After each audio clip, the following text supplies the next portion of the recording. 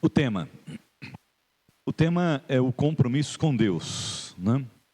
E nesse tema, o compromisso com Deus, eu gostaria que os irmãos estivessem pensando o seguinte: como a nossa espiritualidade e prosperidade estão ligados à nossa fidelidade ao Senhor, né? Pensa comigo durante essa lição, como a nossa espiritualidade e prosperidade, né? E bênção e vida abençoada estão ligados, né, à nossa fidelidade ao Senhor. E a fidelidade, como nós estamos estudando, na questão financeira, né? Outra coisa que eu gostaria de destacar antes de entrarmos nessa lição é que a figura do templo na religião judaica, ela está muito presente, né? Ela é muito presente. Tanto é que, sem olhar na Bíblia, o Salmo 84, como é que ele inicia? Quão amáveis são os teus tabernáculos, Senhor dos exércitos. Salmo 84, então o salmista admira o templo, admira o local da adoração ao Senhor nosso Deus. Agora esse é mais fácil, hein? E o 133? Ó, quão bom e quão suave é que os irmãos vivam em união. Isso demonstra também, né, a visão a respeito do templo, da importância do templo na vida da igreja, né? O Salmo 122, alegrei-me, vamos à casa do Senhor nosso Deus. Então, veja bem, está ligada ao templo, a religiosidade do povo judeu, né? E a nossa fé também está ligada a essa questão também da nossa reunião, da nossa comunhão, né? Junto com o Senhor nosso Deus, né? E eu admiro isso me lembra ainda do meu tempo de ginásio, que tinha um senhor que ele era da congregação cristã, e ele observava isso. Ele falou assim: vocês já observaram uma coisa? A reverência que o católico tem com o templo?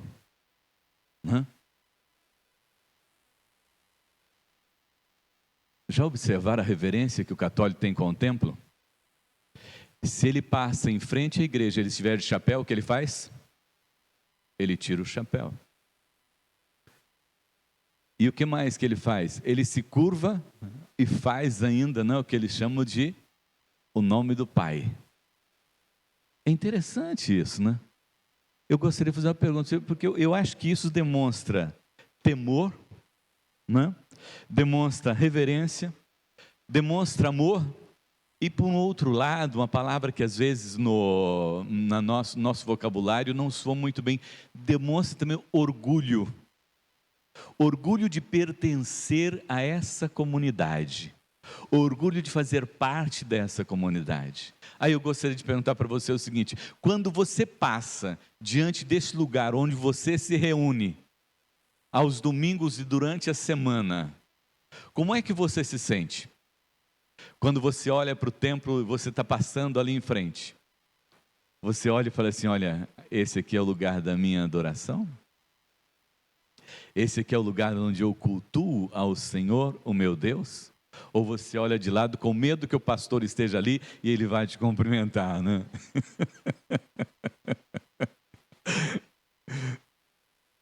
Eu acho bonito essa atitude, né, dos católicos romanos e também do que está lá no meio do povo judeu, dessa proximidade com o templo, né, de gostar de estar no templo.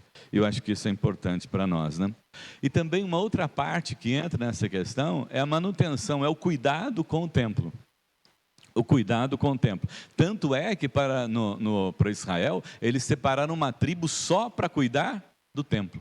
Qual era a tribo que cuidava do templo? Oi? A tribo de Levi. Os levitas, até o pessoal da música hoje se confunde chamando os músicos dos levitas, né? Não, levitas são aqueles que pertencem à tribo de Levi. E a tribo de Levi, eles foram separados para cuidar do templo. Então eles faziam tudo o que tinha que fazer no templo, era por intermédio deles. Limpeza, né? Organização, ordem, tudo era com a tribo de Levi. E eles também, claro, faziam parte do louvor e da adoração ao nome do Senhor nosso Deus. Mas então quando alguém chama assim, os levitas somos todos nós. Por quê?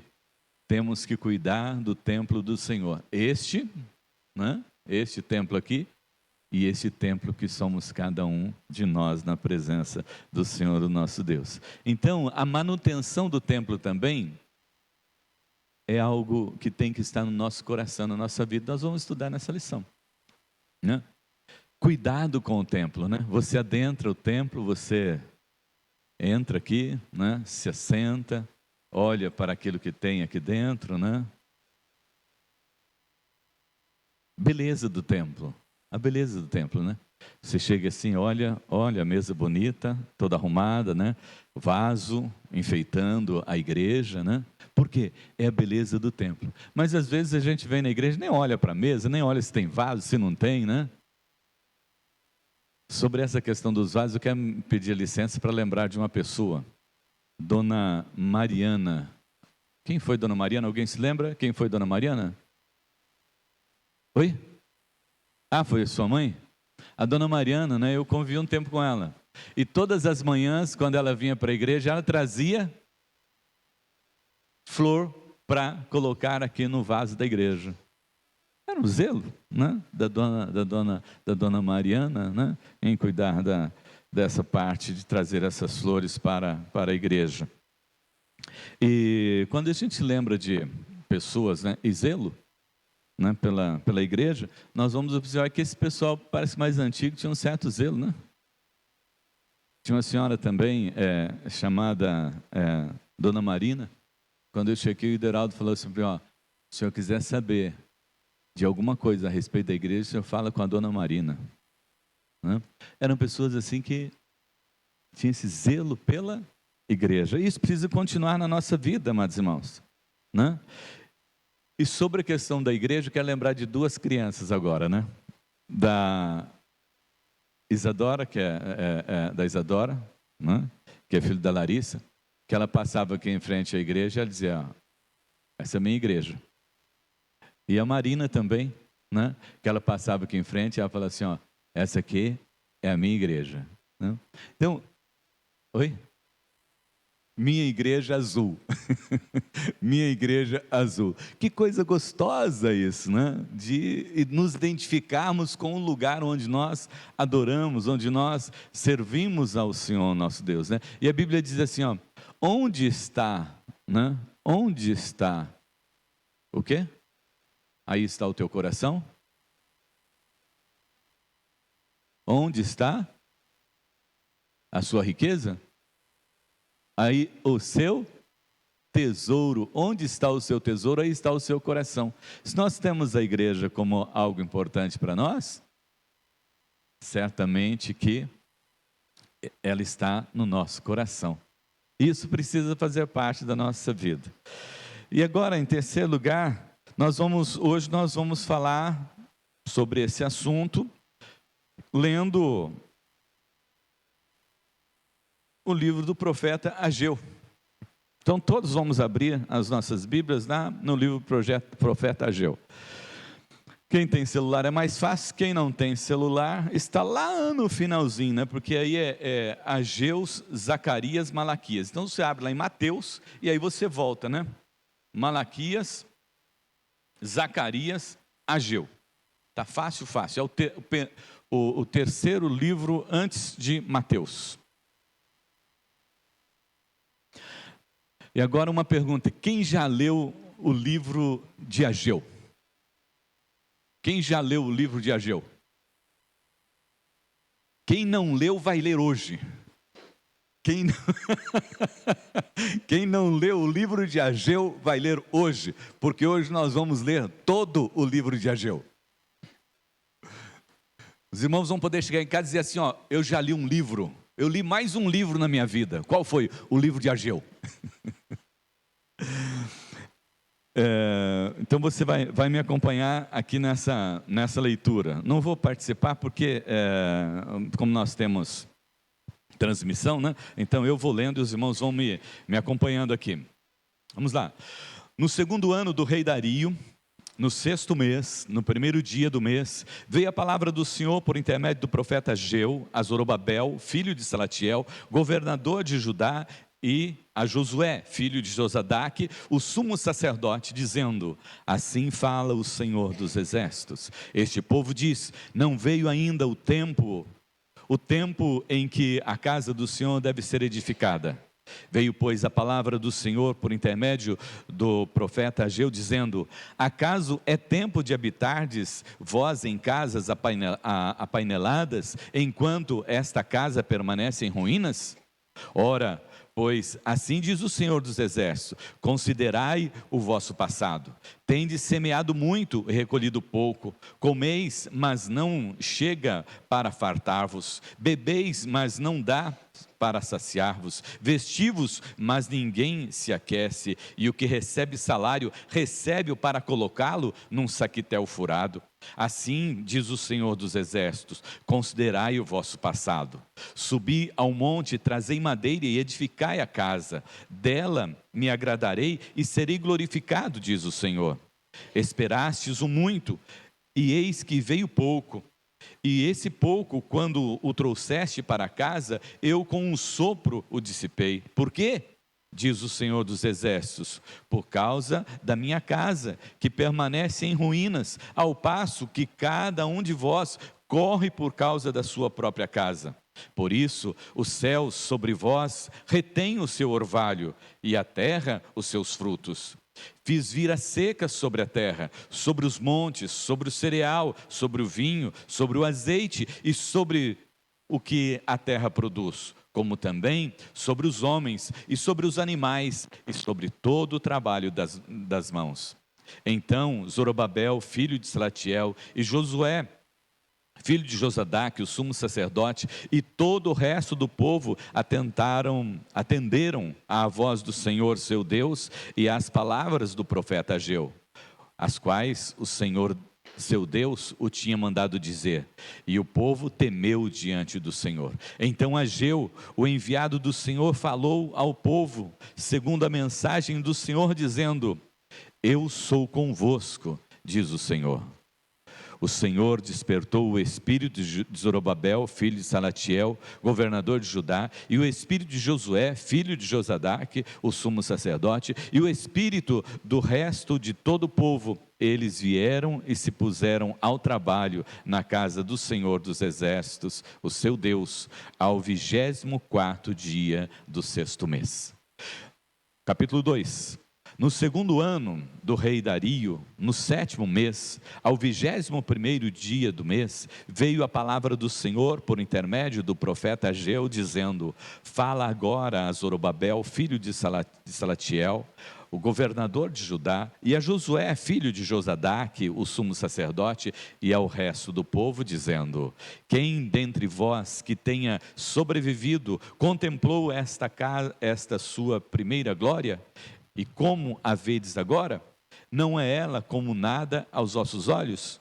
Ora, pois, sê forte, Zorobabel, diz o Senhor, e sê forte, Josué, filho de Josadaque, o sumo sacerdote, e tu, todo o povo da terra, sê forte, diz o Senhor, e trabalhai, porque eu sou convosco, diz o Senhor dos exércitos. Segundo a palavra da aliança que fiz, quando saíste do Egito, o meu espírito habita no meio de vós, não temais, pois assim diz o Senhor dos exércitos: ainda uma vez, dentro em pouco, farei abalar o céu, a terra, o mar e a terra seca. Farei abalar todas as nações, e as coisas preciosas de todas as nações virão, e encherei de glória esta casa, diz o Senhor dos exércitos. Minha é a prata, meu é o ouro, diz o Senhor dos exércitos. A glória desta última casa será maior do que a da primeira, diz o Senhor dos exércitos. E neste lugar darei paz, diz o Senhor dos exércitos.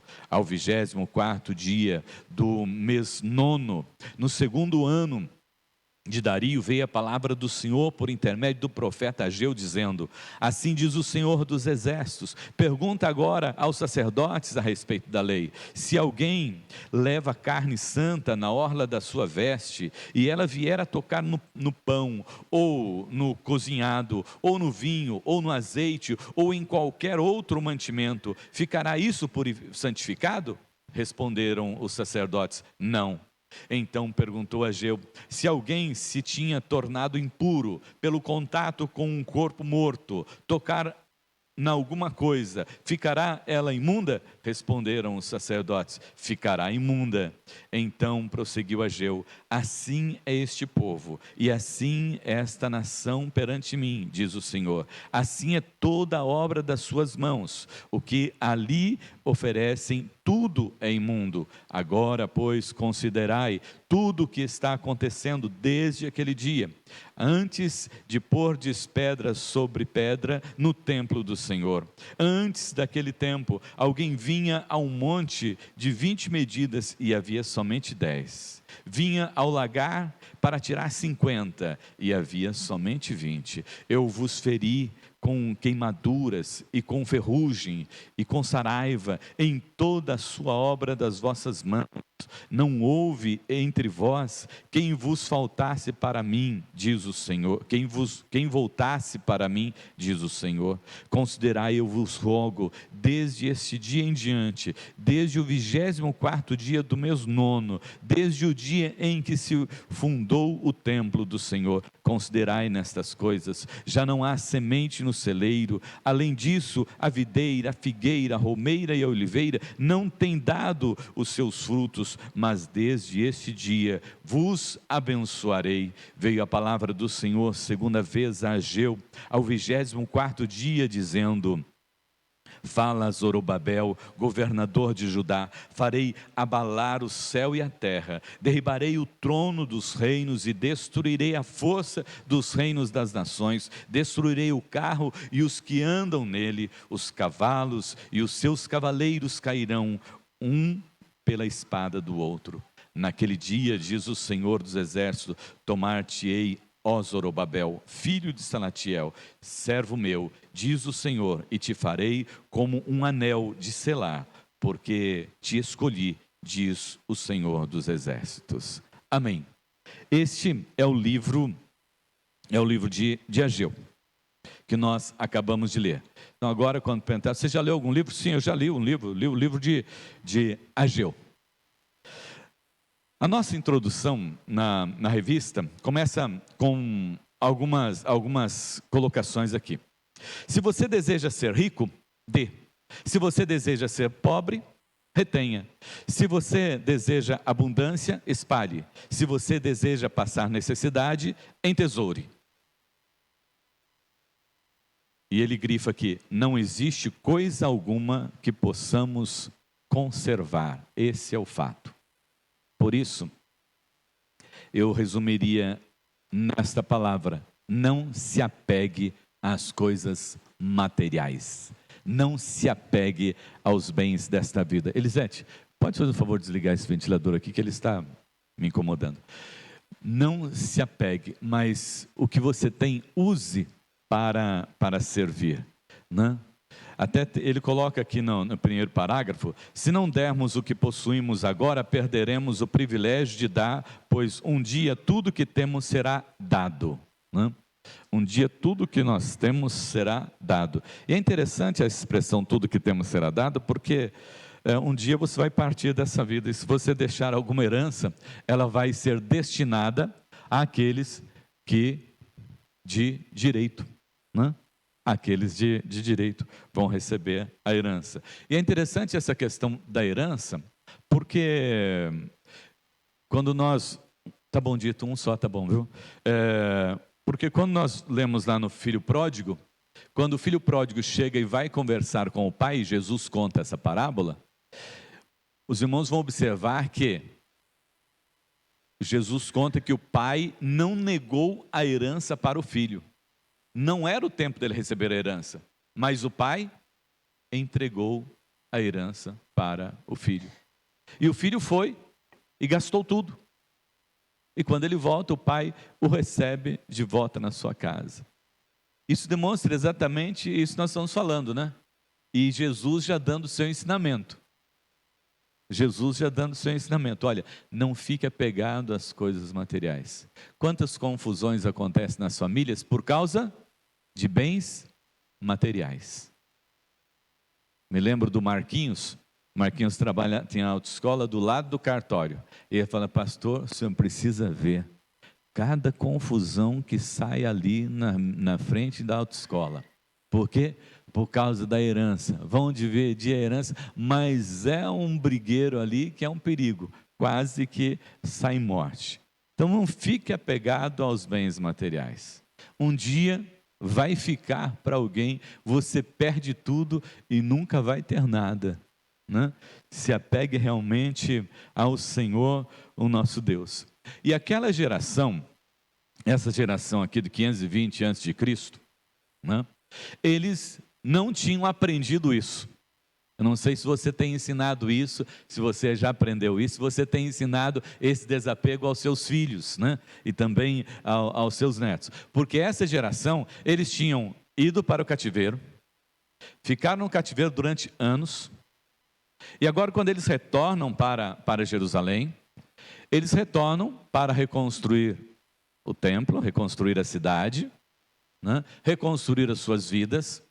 Mas eles retornam com uma ânsia muito grande de reconstruir primeiro as suas vidas e os seus bens. Então eles começam a trabalhar para eles.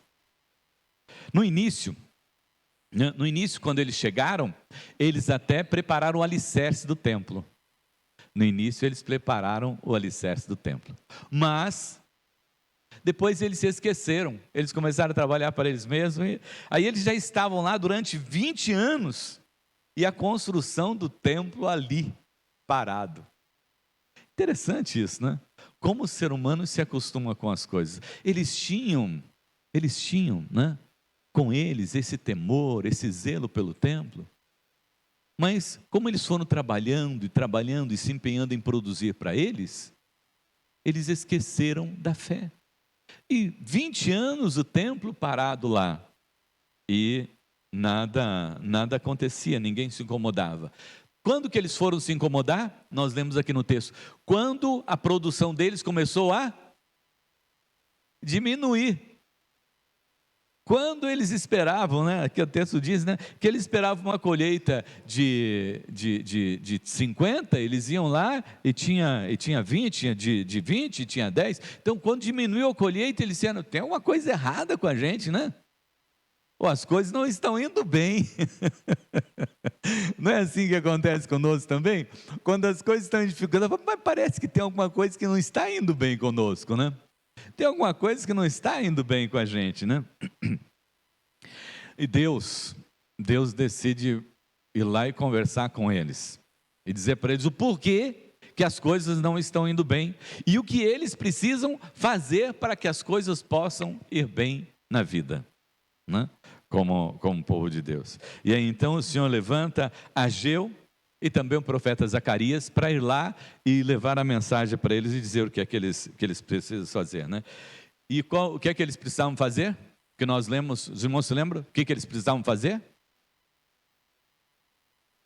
Construir o templo. Eles precisavam construir o templo. Era isso que eles precisavam fazer, que eles tinham esquecido. Agora era a hora da construção do templo. E, amados irmãos, é interessante que esta mensagem teve êxito. Esta palavra foi pregada e o povo ouviu a mensagem do profeta, entendeu a mensagem do profeta. E feito já os cálculos aqui de tudo isso aqui que Ageu falou, né? Aqui nas suas profecias, foram 5 anos. Em 5 anos eles construíram o templo. Ficaram 20 anos. Agora, Ageu e Zacarias falam com o povo e em 5 anos eles constroem o templo. Para aqueles que estavam passando dificuldade financeira, para aqueles que tinham diminuído a produtividade deles. Em 5 anos, eles reconstruíram ali o templo. O autor da lição deixa aqui para nós 3 perguntas, para nós respondermos no final. Primeira delas, será que as fortunas pessoais obtidas, será que os bens, as riquezas pessoais obtidas, com o empobrecimento da alma, se constitui em maldição na vida? Será que quando nós nos dedicamos muito buscando bens materiais, né, a nossa vida é atingida com alguma maldição? Segundo, qual a relação existente entre prosperidade econômica e fidelidade a Deus? Será que tem alguma relação entre prosperidade econômica e fidelidade a Deus? Será que aqueles que são fiéis, eles são prósperos? Terceira pergunta, é certo priorizar a melhoria de nossa casa com o prejuízo da casa do Senhor, o nosso Deus? É certo nós preocuparmos mais com a nossa casa, com os nossos bens, do que com a casa do Senhor, o nosso Deus? Nós vamos responder isso depois aqui no final. Vamos lá, quem era o profeta Ageu? Ele era uma pessoa conhecida, afinal de contas ele tinha vivido ali na Babilônia, né? E ele tinha conhecido o outro templo. Então ele não era um cara jovem, esse profeta não era nada jovem, né? O significado do nome dele, os irmãos leram na revista aí? Qual o significado do nome dele? Minha festa, olha que significado bonito, né? Chegou minha festa, né? Chegou o minha festa. Você sabe o significado do seu nome? Qual que é o significado do seu nome, Daniel? Deus é meu juiz. Alguém mais sabe o significado do seu nome? Oi? O significado do seu nome? Luciana, é luz para os meus caminhos. Mais alguém sabe? Oi? Sônia, sabedoria. Então, né, veja bem, no Antigo Testamento, e também os cristãos, normalmente quando vão colocar nome nos filhos, se preocupam com isso, né? Por quê? Né? É importante, né, olhar para ele e ter algum significado, né? Bom, meu é a Vitória, né? Isso é fácil, né? De saber. E o outro é o Nicolas, né? Aquele que vence com o povo. Então, nós procuramos sempre estar olhando para isso. E o nome de Ageu era Minha Festa. Ageu tinha aproximadamente 80 anos quando ele profetizou ao povo de Israel, né? E ele profetizou o tempo de, olha só que interessante isso aqui, 80 anos, né? Ali no meio do povo, foi chamado para ser profeta, profetizou durante 15 semanas apenas. Ele só pregou ali nesse período durante 15 semanas, né? Isto é, 4 meses. 4 meses ele foi ali para anunciar para o povo. Ele foi um pregador itinerante, chegou lá no povo de Israel, 4 meses. E essa é a mensagem. Agora vocês que sabem, né? Mas graças a Deus, né? Esse povo ouviu a mensagem do Senhor. O autor destaca a importância da palavra do Senhor nosso Deus quando ela é anunciada. Isso nós temos que prestar sempre muita atenção naquele que prega, né? Porque muitas vezes nós ouvimos um pregador, às vezes eu venho aqui na frente, vou falar para os irmãos, e os irmãos estão ouvindo uma palavra bonita e tudo mais, mas eu quero saber o seguinte, está escrito na Bíblia isso? Onde está escrito isso na Bíblia? Não adianta nada eu trazer uma palavra bonita, dizer alguma coisa do meu conhecimento para os irmãos, se não estiver escrito na Bíblia. Tem que ter referência bíblica para nós anunciar. Então preste muita atenção, porque Deus tem compromisso com a sua palavra. Deus não tem compromisso com a palavra de homens, de jeito nenhum. Por isso não pegue profecia de homens, porque é profetada, né? Pegue profecias de acordo com a palavra do Senhor, o nosso Deus, né?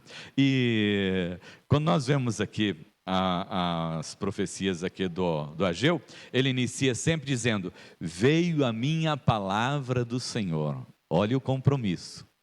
Veio a minha palavra do Senhor. Esta palavra que eu tenho para transmitir para vocês não é minha. Esta palavra é a palavra do Senhor, porque eu estou falando em nome do Senhor.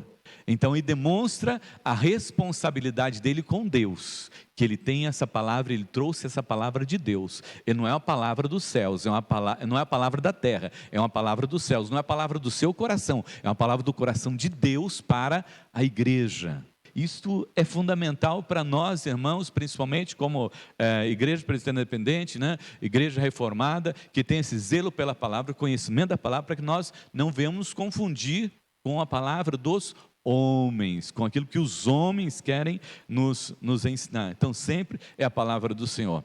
O reverendo Messias, ele é vivo até hoje, né? Lá da primeira igreja de Londrina, ele dizia que ele levantava de manhã, né, para ler a palavra, e quando ele levantava de manhã para pregar a palavra, que ele ia fazer o estudo, meditação, ele ia lá no banheiro, ele escovava os dentes e escovava a língua dele e dizia: Senhor, limpa toda a minha língua de tudo aquilo que é do homem, porque eu quero que a minha língua seja usada para falar e ensinar tão somente a sua palavra. O profeta tinha esse compromisso e essa responsabilidade diante de Deus e também diante do povo. E quando ele vai levar essa mensagem, observe os irmãos que ele fala primeiro com Zorobabel, que era o governador. Zorobabel era o governador. Primeira palavra vai para as autoridades, né? Vai lá, primeiro Zorobabel, depois aí o sumo sacerdote Josué e depois o povo. Então, primeira palavra vem para a liderança, e depois a palavra chega até o povo, né? Por que isso? Porque a liderança precisa viver e estar com essa palavra no seu coração, para que possa transmitir este ânimo, este vigor, esta confiança, esta fé para o povo. Então, nós temos aqui o Ageu, profeta do Senhor, vindo da parte do Senhor, confiando no Senhor, um homem experiente aos 80 anos, trazendo a realidade em que o povo estava vivendo e o que eles precisavam fazer, né? Vamos dar uma olhadinha no nosso texto agora, para vermos algumas coisas que eu quero trabalhar com os irmãos nesse primeiro tópico aqui. No capítulo de 9 a 11, que agora nós vamos entrar daqui para frente, eu quero destacar rapidamente com os irmãos algumas coisas. Primeira delas, né, é relacionado à questão exatamente do cuidado com o templo, com nossa vida espiritual e com o nosso financeiro, né? Lá em Malaquias 1:8, eu gostaria que alguém lesse para mim Malaquias 1:8. Malaquias está um pouco mais à frente aí.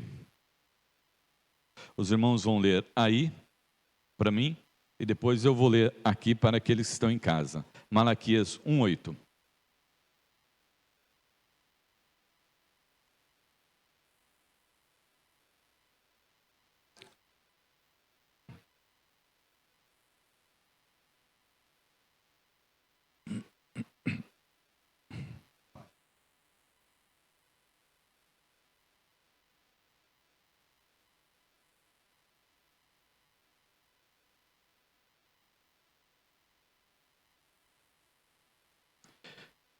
Então nós observamos aqui o que o povo estava fazendo, né? Era para trazer animal puro, animal limpo, animal são, e eles estavam levando o pior para Deus.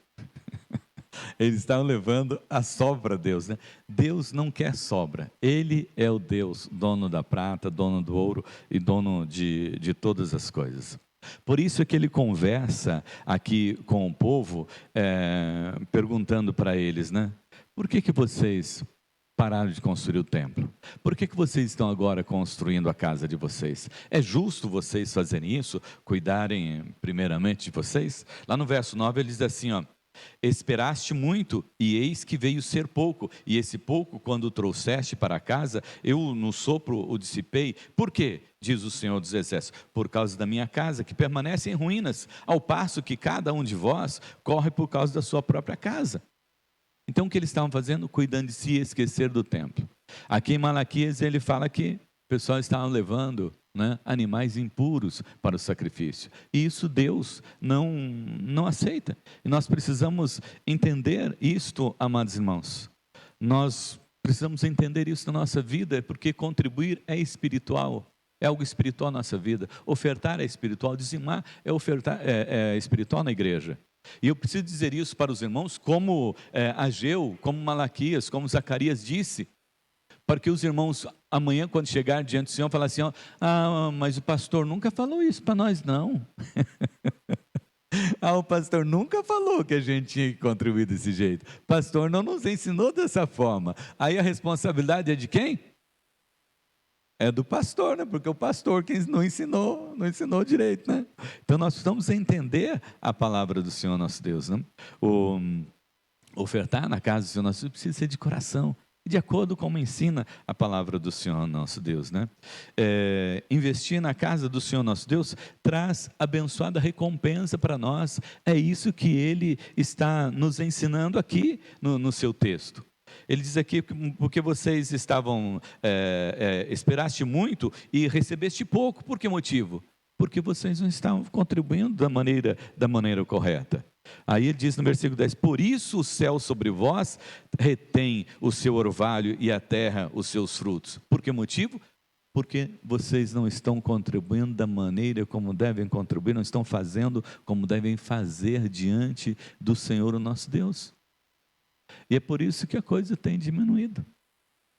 Essa é a palavra do Senhor, o nosso Deus, amados irmãos. Lá em Provérbios 3, 9 e 10, ele diz assim, ó: honra ao Senhor com os teus bens e com as primícias da tua renda, e se encherão fartamente os teus celeiros, e transbordarão de vinho os teus lagares.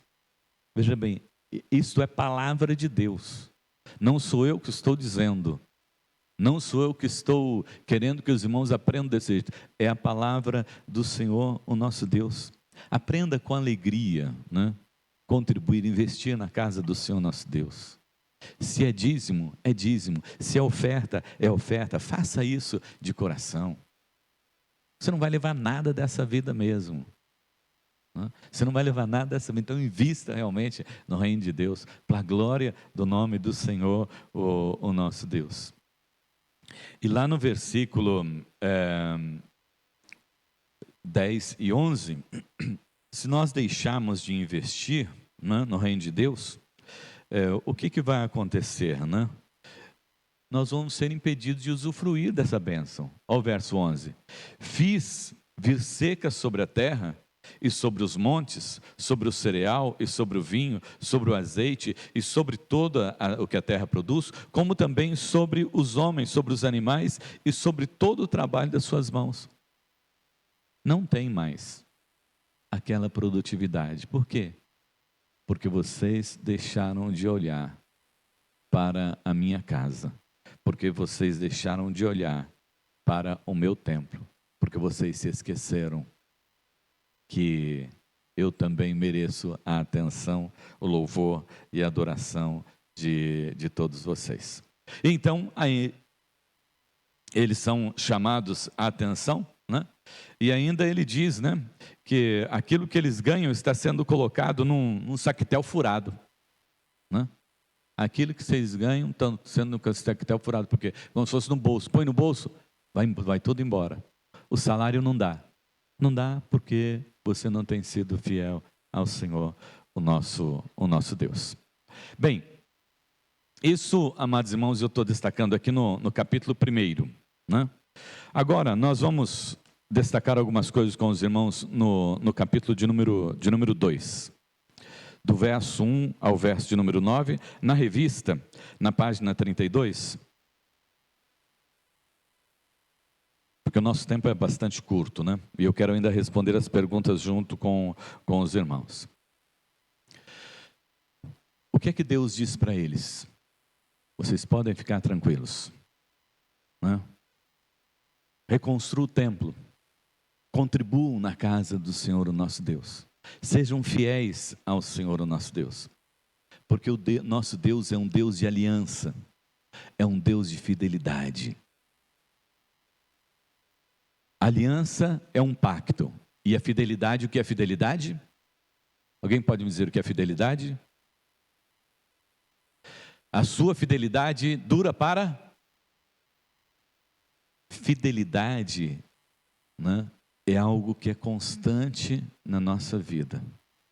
Aquilo que nós não deixamos de fazer, não deixamos de ser. Deus é fiel, Ele nunca deixa de ser Deus, Ele nunca deixa de ser bom, Ele nunca deixa de ser amor, Ele nunca deixa de ser justiça. A fidelidade do Senhor dura para sempre. Ele é de eternidade a eternidade. Deus não muda. Por isso que quando nós colocamos ali no nosso envelope, né, que dízimo é fidelidade, é exatamente isso, porque o dízimo é algo que nós vamos fazer a vida inteira. Agora a oferta nós vamos dar conforme Deus tocar no nosso coração. E esse nosso Deus, que é Deus de fidelidade e de aliança, Ele olha para o povo e diz assim: o que eu disse para vocês que eu ia fazer lá quando eu enviei vocês para andar 40 anos no deserto? Os irmãos se lembram de uma das promessas do Senhor quando ele o povo foi para o deserto?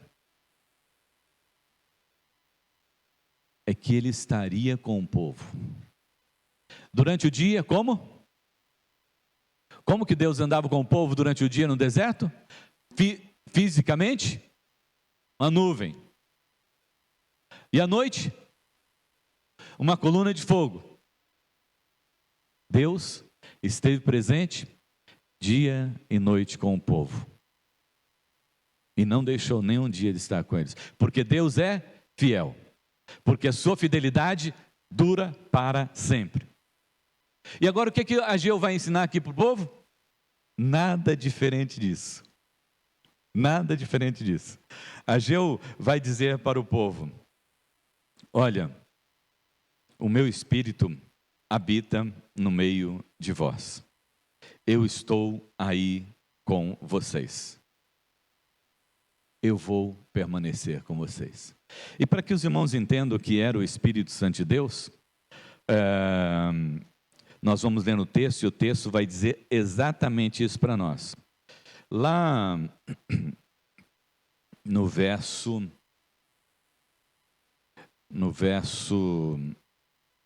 de número, deixa eu só pegar aqui. No verso de número 4 do capítulo 2. Ora, sê forte, Zorobabel, diz o Senhor, sê forte, Josué e Josadaque, o sumo sacerdote, e tu e todo o povo, sê forte, diz o Senhor, e trabalhai, porque eu sou convosco, diz o Senhor dos exércitos. Segundo a palavra da aliança que fiz convosco quando saístes do Egito, o meu espírito habita no meio de vós. Não temais, pois assim diz o Senhor dos exércitos: ainda uma vez, dentro em pouco, farei abalar o céu, a terra e o mar e a terra seca. Então o meu espírito habita no meio de vós. O meu espírito está em vós. Você tem dúvida de que hoje nós estamos vendo essa mesma situação, que o Espírito Santo de Deus habita em nós e está conosco? Não, né? Amém. O Espírito Santo de Deus habita em nós. Você é templo do Espírito Santo de Deus. Amém?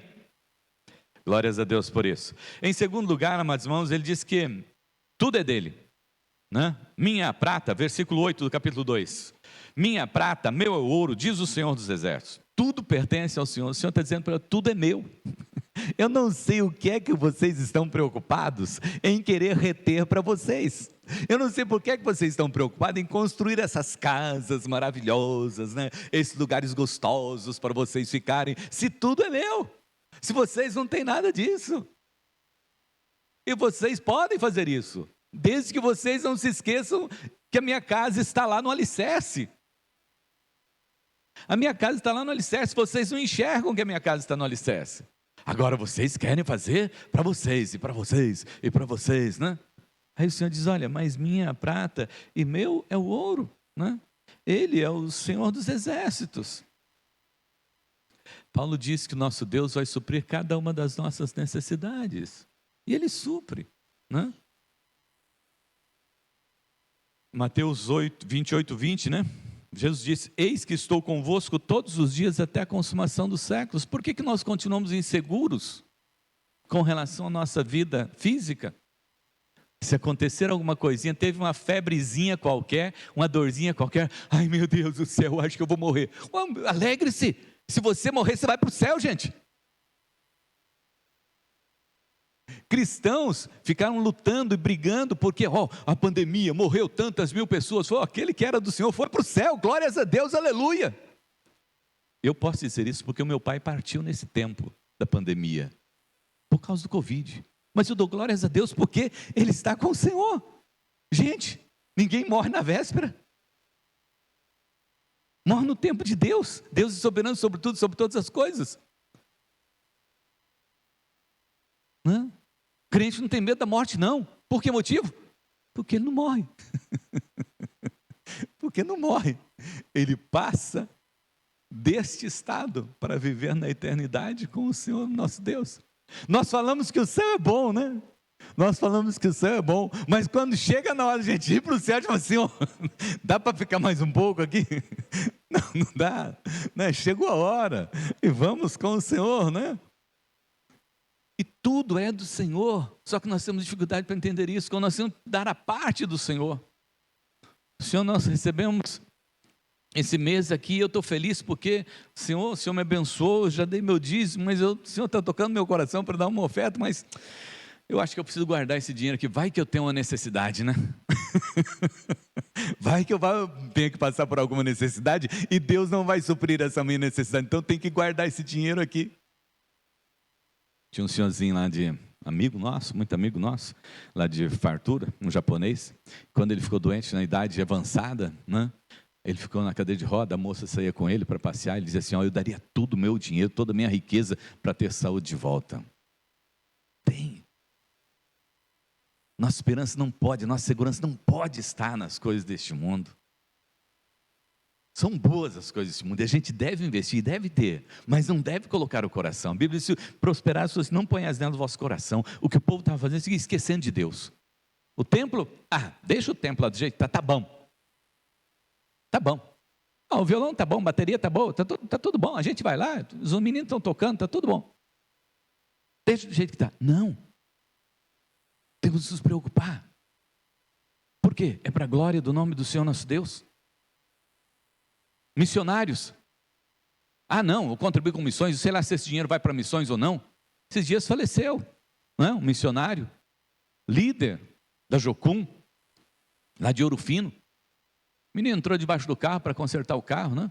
Eu fiquei pensando, meu Deus do céu, será que a missão não estava contribuindo para que ele trocasse o carro, para que ele tivesse um carro bom, que ele pudesse andar com aquele carro? Será que ele não tinha dinheiro para levar o carro lá na oficina para um mecânico fazer esse serviço para ele lá? E ele foi fazer o serviço e acabou se acidentando? Pô, Senhor, olha para os missionários, permita que eles tenham, porque eles abandonam a família aqui e vão. Hoje mesmo estava passando para a Ana aqui, que a Ana está falando sobre missões, né? Passando para ela sobre um casal de missionário que nós temos contato com eles e que eles vieram aqui nos visitar quando eles foram viajar, né? Eles estão na Turquia hoje, visitando as pessoas que sofreram com o terremoto. E o que eles estão fazendo? Mandando mensagem para todas as pessoas, por favor, se vocês puderem ajudar financeiramente, ajuda, porque nós estamos aqui ajudando um povo incrédulo, um povo que persegue eles.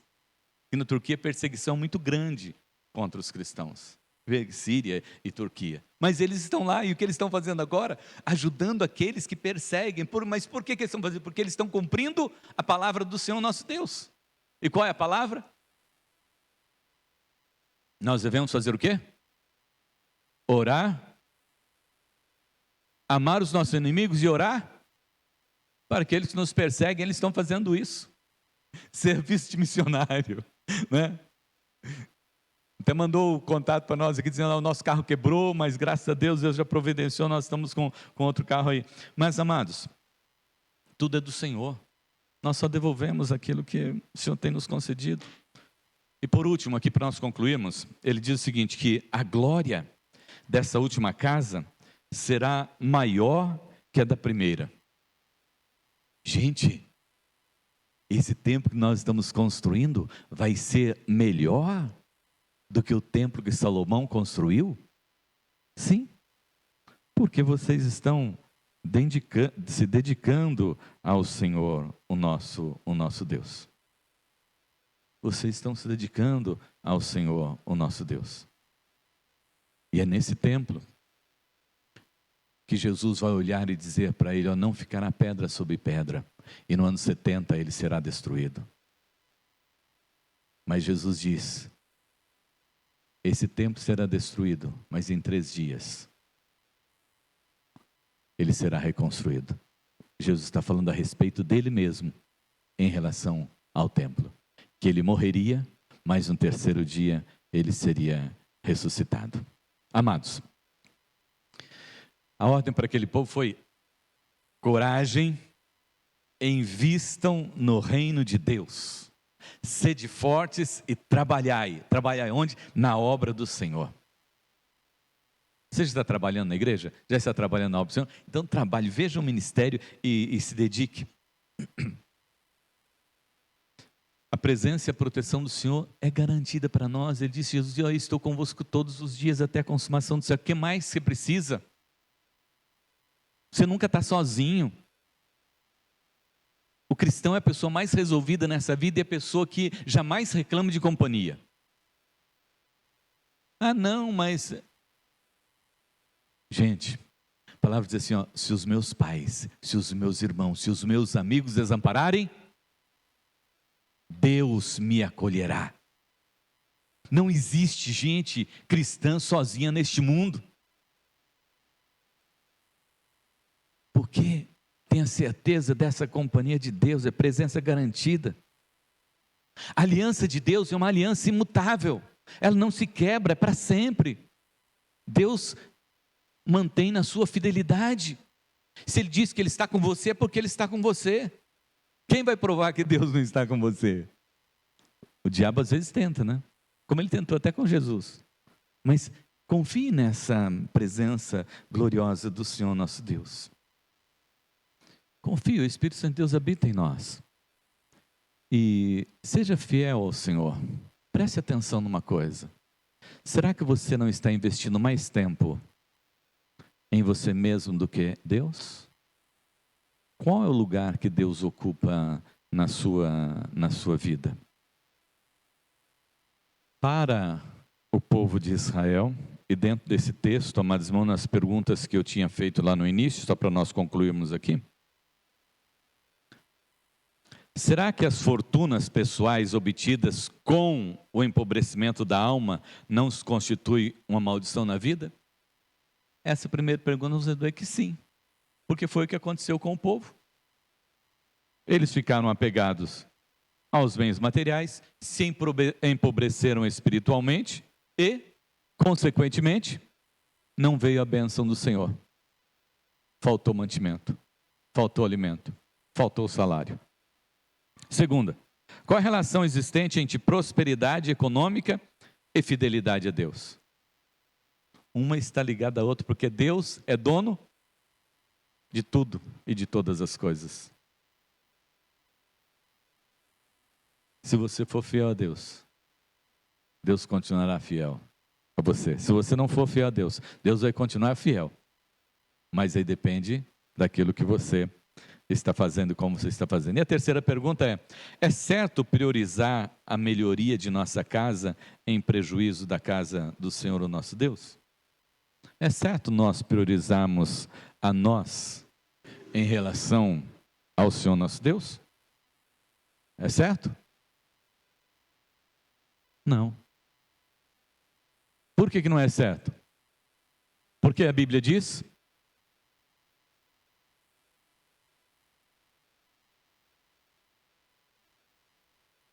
Amém. Repete, irmã.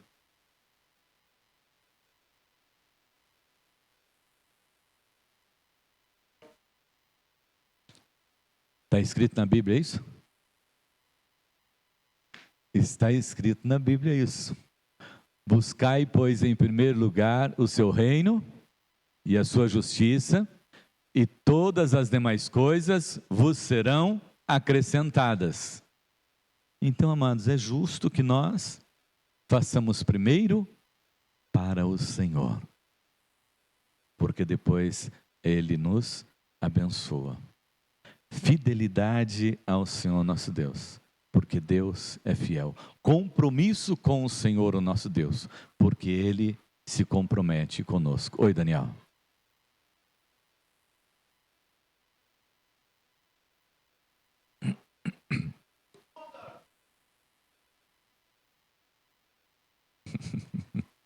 Pode uma mãe esquecer de seus filhos?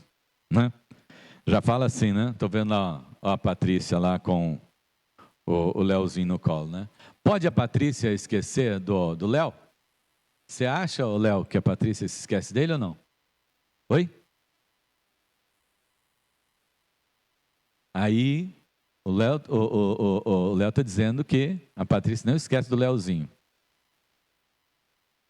Agora, você imagina se Deus vai esquecer de você? Deus vai te deixar? Jamais. Jamais Deus vai te deixar, né? Então, que nós possamos ter esse nosso compromisso com Deus. Fidelidade ao Senhor, o nosso Deus. Não ficar construindo e pensando só nas nossas coisas e esquecendo Deus. Mas lembre-se do templo. Olhe para o templo. Agradeça a Deus por esse templo. Quando você entrar aqui, veja se está faltando alguma coisa. Se você pode ajudar em alguma coisa. Porque isso aqui é o lugar da nossa adoração para o louvor da glória do nome do Senhor nosso Deus. E nós precisamos fazer o melhor pelo local onde nós adoramos e onde nós servimos ao Senhor nosso Deus. Precisamos ter as nossas vidas consagradas no altar do Senhor. Precisamos ser fiéis ao Senhor nosso Deus, nos nossos dízimos e também nas nossas ofertas. Amém? Oi.